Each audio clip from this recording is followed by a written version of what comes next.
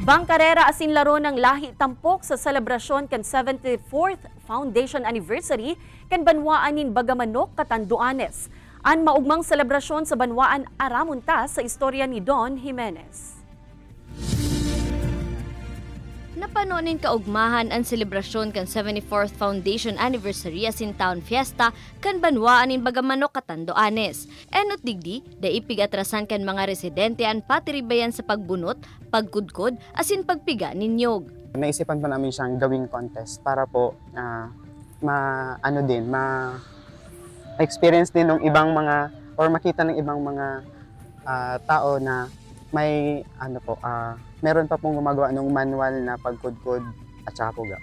Apara kaini nagkaigwaman ng bangkarera sa kadagatang sakop kan Banwaan, kung saan nagpahiling mandigdi ng tibay ang mga parasira. Ang ganitong mga palaro, pasalamat din kami dahil may mga ganitong palaro, siyempre yung pa-premyo nga makakatulong din sa amin.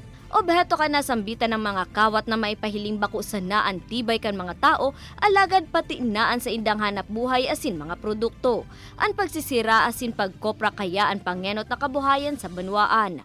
Alagad sa likod kan simpleng pamumuhay kan mga tao, asin mayaman na rekursos naturales, yaon man ang istorya kan Banwaan na hasa sa ngunyan orgulyo subuot kan mga residente. Bagamanok ang tawag daming bayan kasi yung in between ng dalawang island na yan, sa gitna nga yung may lumipad daw dyan na napakalaking ibon na hindi nila ma-identify kung ibon o manok. Sabi ng matatanda, Bagamanok. Ini si Don Jimenez, Balitang Bicolandia.